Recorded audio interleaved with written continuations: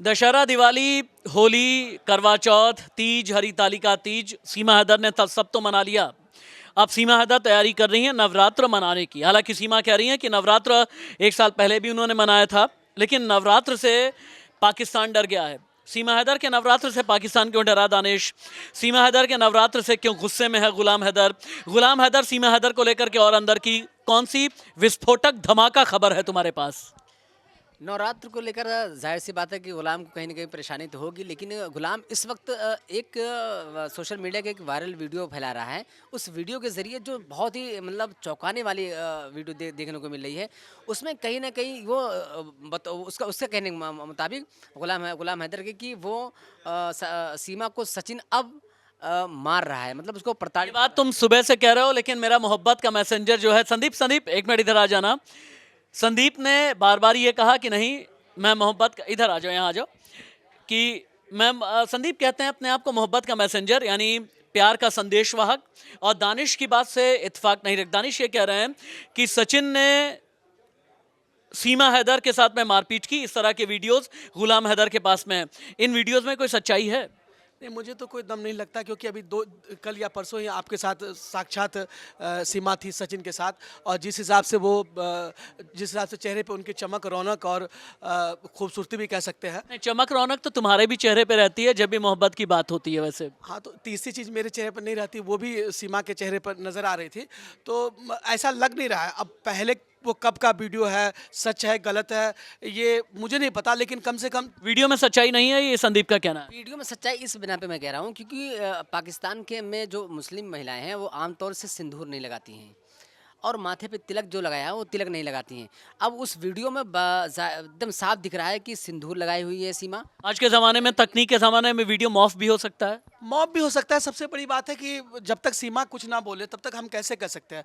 और ख़ास तौर से उस गुलाम हैदर के बारे में, जो कि उसका पूर्व पति है, वो तरह तरह के इल्ज़ाम ही लगा रहा है उस पर। उसको छोड़ के आए तो जाहिर सी बात है वो कुछ अच्छी बातें तो कहेगा नहीं। उसे तो सचिन आंखों का तारा लगेगा नहीं, उसको तो सचिन हमेशा खटकेगा ही। और सीमा भी उसे वो तुम्हारी बातों से संदीप इतने गुस्से में है कि सामने कहीं हैंड पाइप मिल जाए, हैंड पंप मिल जाए तो शायद उसे भी उखाड़ देगा संदीप। केवल बन जाएंगे लेकिन गुस्सा करना उनका एक अपना निजी बात है। लेकिन बात यह है कि अभी जो सीमा सीमा कहीं ना कहीं इस वक्त परेशानी में है। आप काफ़ी दिनों से देखिए वो मीडिया में नहीं कोई बात दे रही है, मीडिया से बात नहीं कर रही है। और सचिन भी जिस तरीके से अभी कुछ दिन पहले उसने बोला कि पाकिस्तान की बखिया उधेड़ देंगे, तो अब ये कहीं ना कहीं सीमा और सचिन के बीच कुछ ना मसला। स से सीमा है, स से सचिन है, स से संदीप हैं, और बड़े वाले श से शहबाज हैं। शहबाज एक मिनट आ जाना।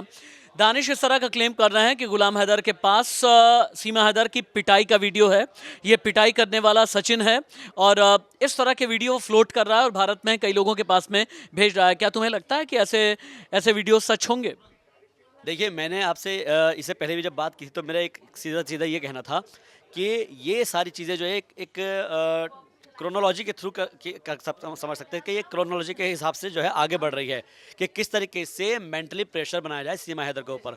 और इस बात के लिए जो सीमा ये जो गुलाम हैदर जो है उसका जो वकील है वो इस चीज़ को लेकर बहुत अच्छे तरीके से खेल रहा है। लेकिन इन सब चीज़ों का असर, एक मिनट माइक लें, आप संदीप से बात करें एक मिनट। लेकिन इन सब चीज़ों का असर इसलिए नहीं होगा क्योंकि सीमा हैदर अभी इंडिया के बाहर नहीं जा पाएगी। कम से कम 18 साल तक तो नहीं जा सकती, या फिर तब जब तक कि इंडिया के पास में कोई ऐसा, या एनआईए के पास में कोई ऐसा सबूत ना हो कि सीमा हैदर ने कुछ देश के साथ में गलत किया है।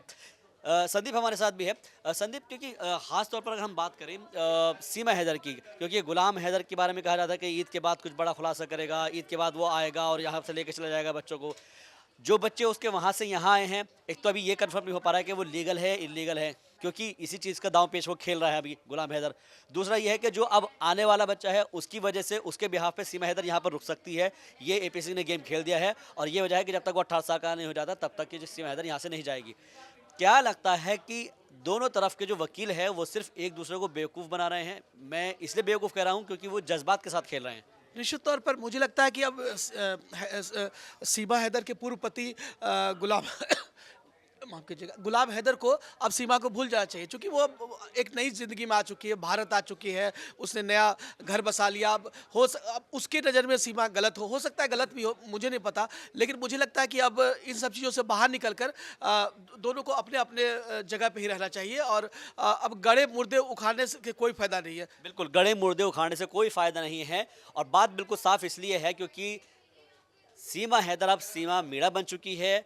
वो भारत के तमाम जितने भी रंग रूप है उसमें ढल चुकी है, और सबसे अहम बात यह है कि सीमा ये कह चुकी है कि वो पूरी तरह से भारतीय हो चुकी है। अब उसका पाकिस्तान जाने का कोई इरादा नहीं है, लिहाजा अब गुलाम हैदर को भी ये समझ जाना चाहिए कि वो पाकिस्तान ले जाने की उसकी जो जिद है उसको छोड़ दें। नमस्ते।